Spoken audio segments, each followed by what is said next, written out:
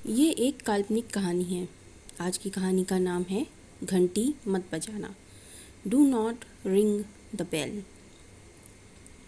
काली घाट का यह मंदिर बहुत ही पुराना और जीर्ण शीर्ण है। इस मंदिर में कभी काली माता की मूर्ति स्थापित थी, पर मुगल काल में मंदिर को तोड़ फोड़ कर मूर्ति को उखाड़ कर फेंक दिया गया। कहते हैं एक मुगल मंत्री ने मूर्ति को अपने घर के दरवाजे पर दफना दिया ताकि आते जाते हुए लोग उसे पैरों से कुचल कर आगे बढ़ें। इसके दंड स्वरूप उसके परिवार पर देवी का कहर बरपा। एक एक कर उसके परिवार के सदस्य मरने लगे। कोई डूबकर मरा, किसी ने फांसी लगा ली, कोई बीमारी से मरा तो कोई दुर्घटना जैसे आग में जलकर या ऊंचाई से गिरकर मर गया। पर एक एक कर उसके घर के सदस्य मरने लगे। सबसे अंत में मरने वाला वह मंत्री स्वयं था जिसने मंदिर तुड़वाया था और मूर्ति को अपने घर के दरवाजे पर गड़वा दिया था। एक रात वह भी मंदिर की ही दहलीज पर सिर पटक पटक कर मरा हुआ पाया गया। सुबह उसे लहूलुहान मंदिर की दहलीज पर पाया गया। मुगल सैनिकों को लगा कि किसी ने जानबूझकर उसका सिर दहलीज से टकरा कर उसे मारकर उसकी हत्या कर दी है। ये सब कुछ मूर्ति दफनाए जाने के 2-3 सालों के बीच ही घटित हो गया होगा।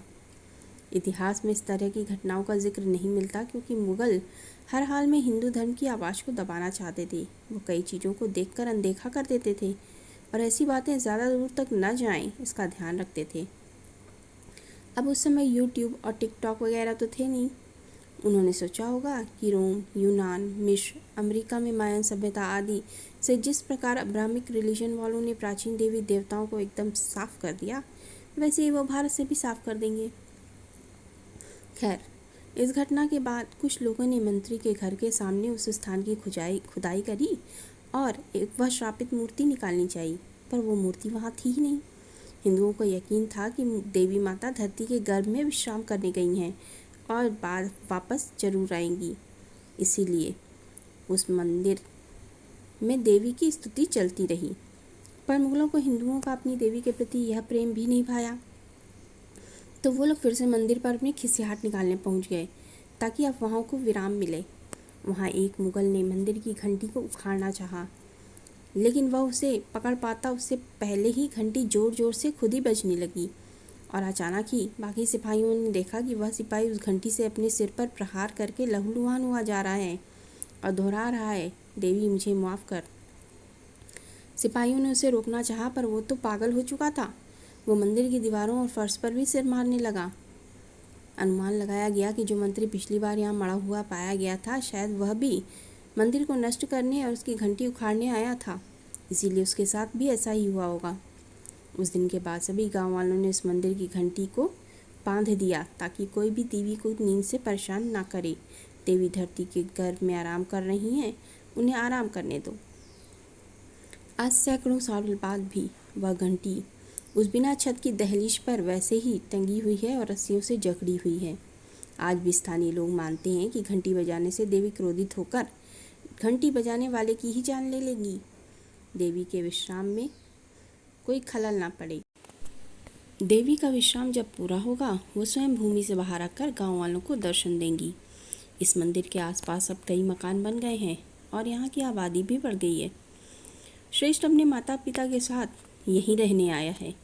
उसके पिता को उनके नाना की मौत के बाद कोई वारिस न होने के कारण ज़मीन जायदाद मिली है, तो अब वो लोग गांव में ही रहेंगे। शहर की टेंशन भरी ज़िंदगी से वो लोग ऊब चुके हैं। गांव में बच्चों के लिए अच्छा विद्यालय भी खुल गया है, तो अब श्रेष्ठ की पढ़ाई भी होती रहेगी। श्रेष्ठ को शहर में अपने दोस्तों को छोड़कर आना रास तो नहीं आ रहा था, पर जब उसने गांव में दूर दूर तक फैला मैदान देखा, चारों ओर हरे भरे पेड़ और खेत खलिहान देखे, तो खुश हो गया। वो दूर दूर तक दौड़ लगा सकता था, पेड़ों पर चढ़कर पक्षियों की गतिविधियाँ देख सकता था, जो उसका फेवरेट टाइम पास है। वो एक कुशल बर्ड वॉचर है। इतनी शांति से बैठकर पक्षियों की गतिविधि देखता है कि मानो जीवित नहीं बल्कि कोई मूर्ति हो। गांव के बच्चे भी उससे दोस्ती करके बड़े खुश थे। वो उसे अपना गांव दिखाने ले गए और घूमते घूमते वो लोग उसी मंदिर के पास से गुजरे। श्रेष्ठ ने पूछा, वो खंडहर कैसा है? वो काली माता का मंदिर है जो टूट चुका है। ये एक श्रापित मंदिर है। मंदिर और श्रापित, ये तो बिल्कुल कंट्राडिक्ट बात है। मंदिर पवित्र होते हैं, ना कि श्रापित। इस पर बच्चे ने उसे देवी माता की मंदिर की वो पूरी कहानी सुना दी। तो ये बात है। देखो, मुझे लगता है मंदिर श्रापित नहीं है, क्योंकि जो लोग मरे वो सभी देवी में श्रद्धा नहीं रखते थे और उनका अपमान करना चाहते थे। देवी का अपमान करना आकाश की ओर मुँह करके थूकने की जगह तरह है, जिसमें तुम्हारी थूक उल्टे तुम्हारे ही चेहरे पर गिर जाएगी। और मुगलों के साथ वही हुआ। पर यहाँ कोई देवी भक्त तो नहीं मरा ना? श्रेष्ठ की बात पर बाकी बच्चे चौंक गए। नहीं, मुगलों के डर के मारे मुगलों ने कुछ हिंदुओं से कहा कि तुम लोग घंटी इसको बांध दो वहाँ पे, ताकि दोबारा ये ना बचे। और जिन लोगों ने घंटी बांधी उन्हें तो कुछ नहीं हुआ। देखा, इससे कंफर्म होता है कि मंदिर या घंटी श्रापित नहीं है। चलो चलकर देखते हैं। श्रेष्ठ उनके जवाब का इंतज़ार किए बिना आगे बढ़ गया। मंदिर का घंटा कुछ इस तरह खंभे से बांधा गया था कि निकालना कठिन था, मगर सैकड़ों वर्षों में रस्सियाँ कमज़ोर हो गई थीं, जिसके कारण ये काम उतना भी मुश्किल नहीं था। श्रेष्ठ ने अपना कंघा निकाला, जिसमें एक हिरन चाकू था। बच्चों ने वह चाकू देखा तो परेशान हो गए। श्रेष्ठ, एक बार फिर सोच ले कहीं, राजू ने कहा। हाँ यार, रस्सी काटने से पहले कम से कम हमें बड़ों को यहाँ बुला लेना चाहिए। दीपू ने भी उसकी बात का समर्थन किया। कम ऑन, अगर तुम लोगों को डर लग रहा है तो तुम लोग दूर से देखो।